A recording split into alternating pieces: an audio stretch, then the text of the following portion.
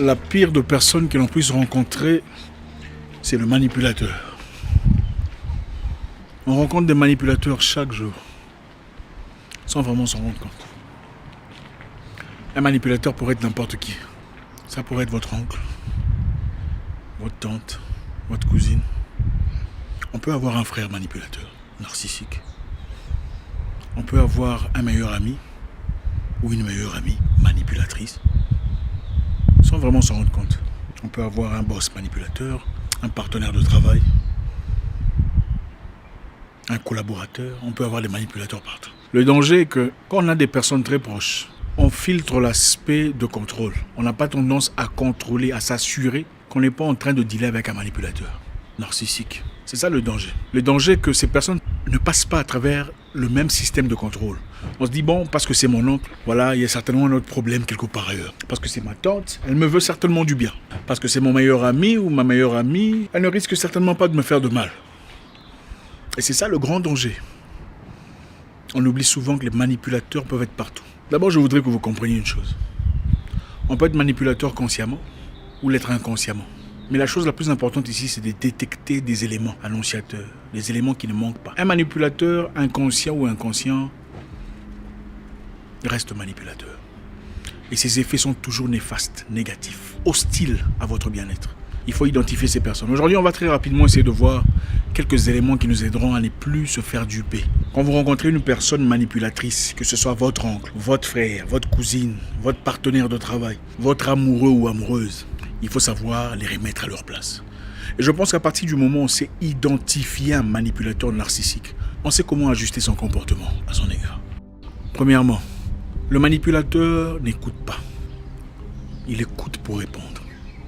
Quand il prête attention à ce que vous dites, ce n'est jamais pour essayer de trouver des solutions, pour essayer de se remettre en cause. Il vous écoute attentivement pour repérer vos fautes, vos défaillances, vos faiblesses, et plus tard les utiliser contre vous.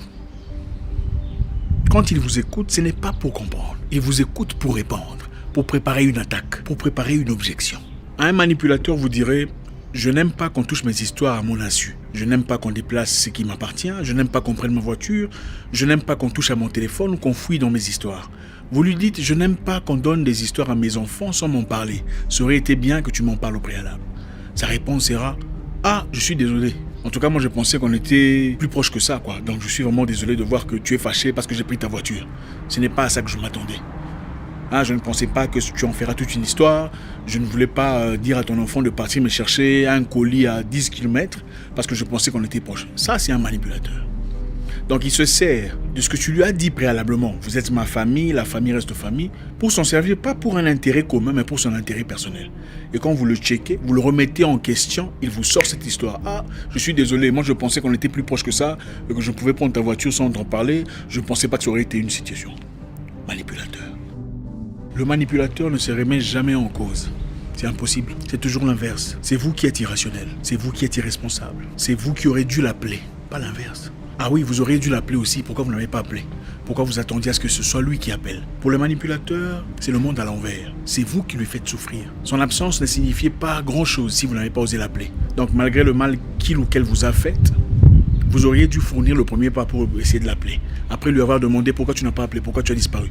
Je suis parti, mais bon, c'est pas comme si tu m'avais cherché. Manipulateur. Le manipulateur ne se remet jamais en cause. Il n'a jamais tort, il a toujours des arguments, toujours des explications. Il faut toujours chercher à le comprendre.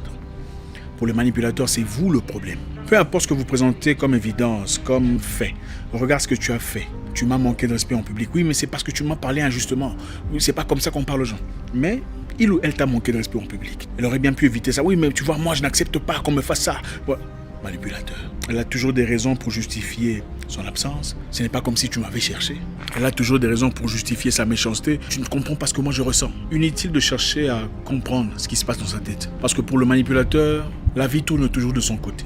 Elle n'aura jamais tort. Le danger ici, c'est que il arrive le moment où on commence à se remettre vraiment en cause. On commence à se poser des questions en disant, c'est moi qui suis malade ou quoi? En fait, c'est elle qui m'a manqué de respect. Ou c'est lui qui m'a manqué. C'est lui qui a fait ce qui s'est passé. Mais maintenant, et soudainement, vous commencez réellement à vous remettre en question. À vous poser des questions. Est-ce que c'est moi qui ai loupé quelque chose ou quoi? Ce n'est pas vous. Vous avez été manipulé. Si ça arrive une fois, c'est une chose. Si ça arrive répétitivement, où vous commencez à vous poser des questions, demandant, mais c'est elle qui m'a insulté. Maintenant, on commence à trouver des excuses pour justifier pourquoi elle m'a insulté, comme si c'est moi qui avais tort. Vous faites face à un manipulateur. Une personne normale vous dira « Je suis désolé, je n'aurais pas dû t'insulter, je n'aurais pas dû te manquer de respect, je n'aurais pas dû te raccrocher au nez, je n'aurais pas dû partir. Ce que tu as fait ne justifie pas mes faits. Je reconnais mon erreur, mais je voudrais que tu comprennes que tu m'as blessé. » Ça, ce n'est pas un manipulateur. Un manipulateur te dira « Oui, j'ai fait ça parce que tu as fait ça. Oui, j'étais insulté parce que tu faisais comme ça. » C'est un manipulateur. Et croyez-moi, elle n'apportera rien de positif dans votre vie. Une personne qui veut construire s'assume aussi fautive. Disons, ma faute est celle-ci, celle-là, celle-là. Mais je voudrais qu'on parle de ce sujet, parce que ce sujet me perturbe. Un manipulateur dit, j'ai fait ça parce que tu as fait ça. Je ne t'ai pas souhaité ça parce que je ne t'ai pas offert ça parce que tu as fait ça. Vous n'êtes pas en amitié ou en fraternité ou en correspondance. Vous êtes en pleine manipulation. Tout ce qu'elle est en train de vous raconter là, c'est du n'importe quoi. Elle n'est pas en train de reconnaître son erreur. Elle est simplement en train de trouver un moyen pour passer à autre chose, sans vraiment reconnaître son erreur. Maintenant, comprenez une chose. Si vous faites face à une personne qui ne sait jamais reconnaître ses erreurs, vous êtes dans une relation toxique. Que ce soit une fraternité, que ce soit une amitié, une correspondance, un partenariat, vous êtes bien assis dans une situation caustique. Le manipulateur se moque des besoins des autres. Il est envahissant et égoïste. Mais au début, il se montre très sympathique. Il vous rend des services, il est présent pour vous. Il vous écoute, il semble vous apporter des choses positives, des idées, des pensées. Il fait des courses pour vous, mais c'est pour un objectif bien précis. Ce n'est jamais pour rien. Il vient en effet gagner de la place dans votre cœur, pour plus tard venir faire ses doléances. Et généralement, vous verrez, c'est une personne par exemple qui vient vers vous, après qu'il vous ait fait beaucoup de faveurs, il viendra vers vous, « Ah mon cher, je suis en difficulté, franchement, je dois payer mon loyer, je ne sais pas quoi faire. » Elle vous demande indirectement, très souvent indirectement. « Ah vraiment, on va me chasser, les enfants sont malades, je ne sais pas quoi faire. » Elle ne vous demande pas directement, c'est souvent très indirectement. Et quand vous ne faites rien pour lui, elle donne l'impression que vous lui êtes redevable pour avoir été présent pour vous, pour avoir fait des courses pour vous, pour avoir volontairement fait des choses pour vous. C'est de la manipulation. C'est un peu comme une personne, prenons un homme, qui rencontre une femme très loin, dans un lieu obscur, le soir. Une femme en train de se faire menacer. Il dit, bon, madame, entrez dans la voiture. La dame entre dans la voiture. Ils partent ensemble, parcourent peut-être 10 km en voiture. Et puis avant d'arriver dans la ville, il se gare et demande à ce qu'il entre en intimité avec cette dame. Pourquoi? Après tout, j'ai été aidé. On voulait te massacrer de l'autre côté. Il y en avait 7. Il n'y a que moi. C'est de la manipulation. Donc le manipulateur se fout de ce que vous ressentez. Il se fout de ce qui est important pour les autres. Pour lui, c'est son intérêt personnel. Et il jouera tous les pions possibles pour se placer à l'endroit qu'il faut. Généralement, pour son intérêt personnel. Écoutez, un vrai ami est direct. Il ne vous cache pas ses sentiments. D'accord? C'est vrai, on peut avoir des amis timides. Mais un ami vous dit, mon cher, je n'ai pas de pantalon. Aide-moi, s'il te plaît. Ce n'est pas, je ne sais pas comment être ces derniers temps, je suis en difficulté. C'est de la manipulation. Un ami vous dit les choses ouvertement. Je suis en difficulté, je n'ai pas d'argent, j'attendais un montant, ce n'est pas arrivé. Ça, c'est un ami, un proche. Celui qui va de gauche à droite, tu vois, d'ailleurs, je ne sais pas comment on va faire, dans le but de passer le message, espérant voir comment tu vas réagir. C'est de la manipulation, peu importe comment vous voulez appeler ça. Ce n'est pas la timidité, c'est de la manipulation. Un vrai ami ne vous donne pas l'impression que vous lui êtes redevable. Il comprend que ce que vous faites pour lui vient de votre cœur. C'est libre. C'est ne lié à aucun service. Ce n'est pas parce qu'il a été loyal à vous que vous lui devez quelque chose. Un manipulateur, par contre, vient vers vous pour les intérêts personnels. Son amitié est basée sur ce qu'il va gagner. S'il ne voit pas clair pendant un temps, il se taille. Parce qu'il dit, ah, ce gars, il a de l'argent, ou cette fille a des moyens, ou des connexions, ou des facilités, mais pourquoi il ne m'en donne pas? Un vrai ami te dit, mon cher, je suis en difficulté, pourquoi tu me regardes comme ça? Aide-moi, non? Ça, c'est un ami. Un manipulateur, il t'observe.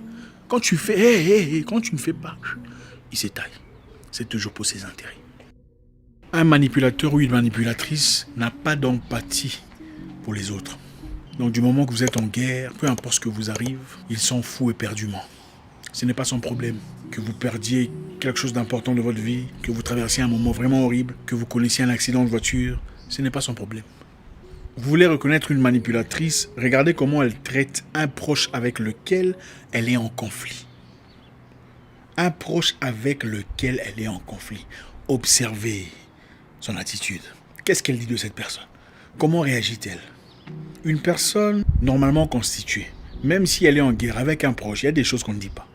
Il y a des attitudes qu'on ne prend pas. Il y a des positions qu'on n'assume pas.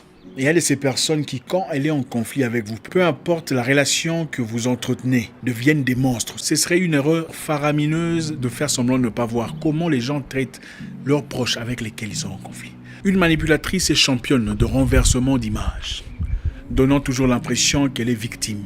C'est toujours à elle qu'on en veut. On est toujours jaloux d'elle. On lui veut toujours de mal. Les gens veulent toujours se comparer à elle. Personne ne veut la voir avancer et progresser. La froideur de la manipulatrice, sa capacité de minimiser les difficultés des autres, les sentiments des autres, vous fera glacer le sang.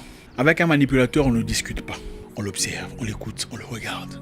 Et à partir du moment qu'il remarque que vous avez décrypté son jeu, il se fâche et se retire. Un manipulateur se retire, se fâche, s'énerve quand il remarque que vous avez compris son jeu. D'ailleurs, moi je m'en vais. Nous avons tous besoin des gens pour avancer dans la vie. Mais on a besoin de gens qui investissent aussi en vous. Personne n'a besoin d'une personne ou des gens qui viennent retirer, comme dans un ATM, des gens qui viennent se charger, tirer de votre énergie et jamais venir investir. Ne soyez pas manipulés. Si vous vous retrouvez dans cette histoire, dans ce qui a été dit ici, il est peut-être temps de commencer à réfléchir, de commencer à construire une défensive pour mettre en évidence vos intérêts.